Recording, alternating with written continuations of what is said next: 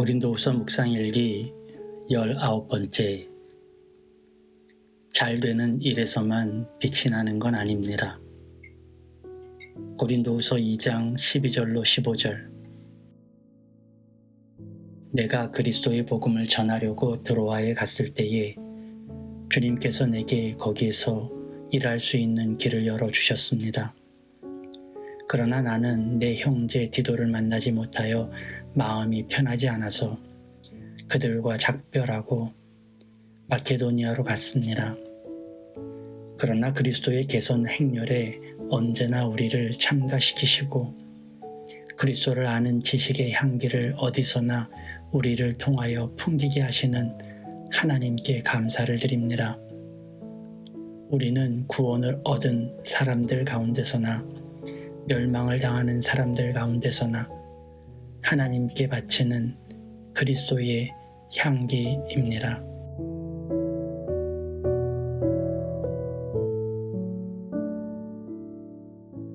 좋은 아침입니다. 오늘도 주님의 은혜와 손길이 여러분의 시간 속에 함께 하시고 드러나시길 기도합니다. 바울은 눈물의 편지를 디도편에 고린도에 보냈던 것으로 보입니다. 그리고 디도와 드로아에서 만나기로 했던 것이 아닌가 싶어요. 혹시 어긋나면 마케도니아에서 만나자는 이중의 약속을 하고 보냈던 것으로 보입니다. 그리고는 바울은 드로아로 갔죠. 드로아의 현 지명은 트로아스로 트루키의 서쪽 지중해 연안에 있는 작은 도시입니다. 당시는 유럽과 아시아를 잇는 항구 도시로 유명했을 것이라 생각되죠. 이곳에서 북쪽으로 약 10마일 정도 가면 트로이 목마로 유명한 고대 트로이 유적지가 있죠.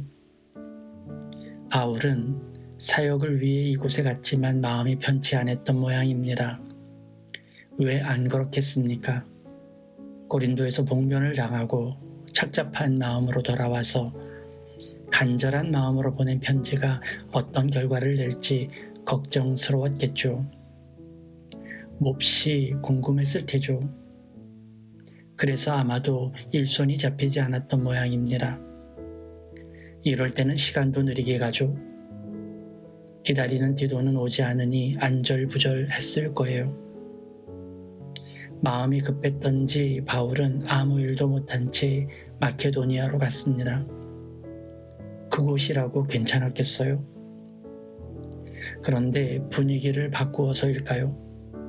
시간이 흘러서일까요? 우리의 마음이 상하고 조급하면 묵상도 잘 이루어지지 않죠. 그건 바울도 마찬가지였는지도 모릅니다. 그렇게 생각하니 늘 조급함에 흔들리는 감정에 두려움과 걱정에 주님의 음성을 놓치고 묵상이 되지 않던 제 마음에 작은 위로가 되네요. 이런 때는 분위기 전환이 좋은 방법이기도 합니다. 또한 휘몰아치는 감정이 조금 누그러지는 때, 시간이 좀 지나고 내 안에 강한 바람이 꺾이는 시간의 흐름도 좋은 방법이죠. 그래서 그런지 바울에게 어느 순간 하나의 깨달음이 찾아왔던 것으로 보입니다. 그 깨달음을 바울은 오늘 본문에서 이렇게 적고 있죠. 그러나 그리스도의 개선 행렬에 언제나 우리를 참가시키시고 그리스도를 아는 지식의 향기를 어디에서나 우리를 통하여 풍기게 하시는 하나님께 감사를 드립니다. 이 문장에서 제게 가장 강하게 다가왔던 단어는 개선 행렬도 지식의 향기도 아닙니다.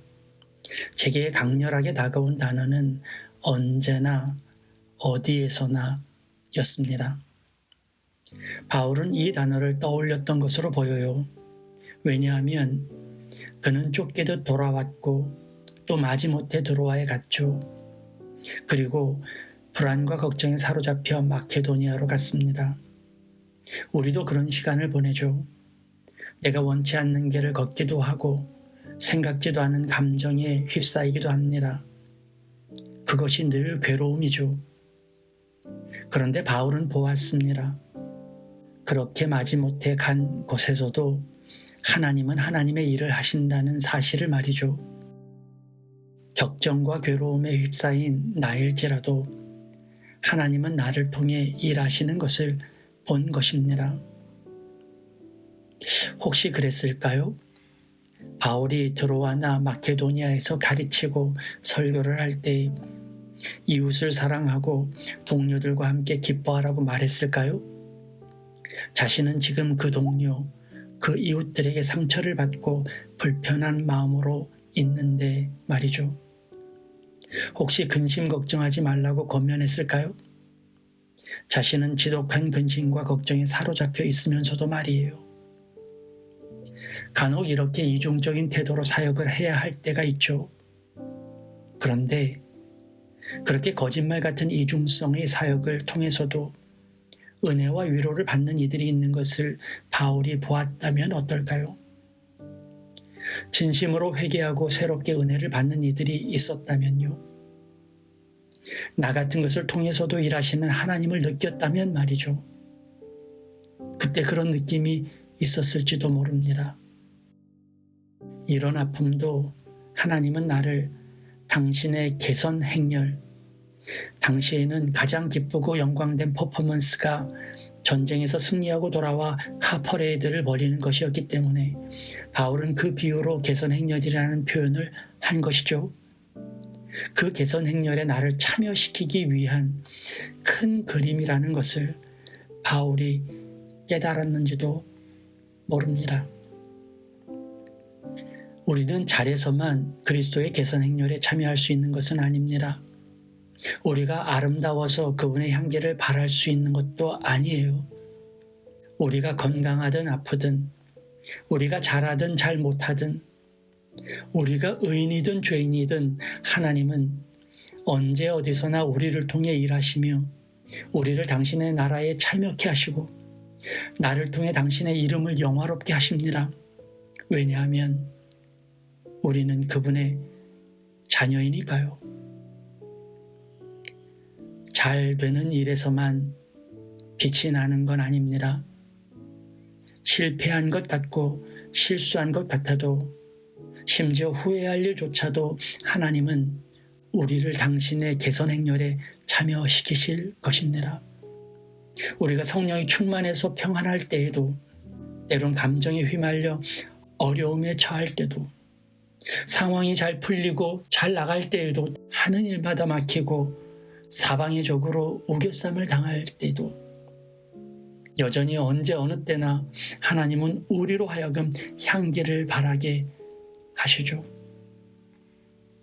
모든 일이 나를 위한 일이 되고 모든 일이 주님 안에서 향기로운 제물이 됩니다. 그러니 아프다고 절망하지 마세요. 실패했다고 낭망하지 마시고요. 슬프다고 끝났다 하지 마세요. 언제 어디서나 주님은 우리를 위해 일하시니까요. 나의 모든 일 가운데 주님이 만지시면 그 어떤 것도 빛을 낼 것이니까요.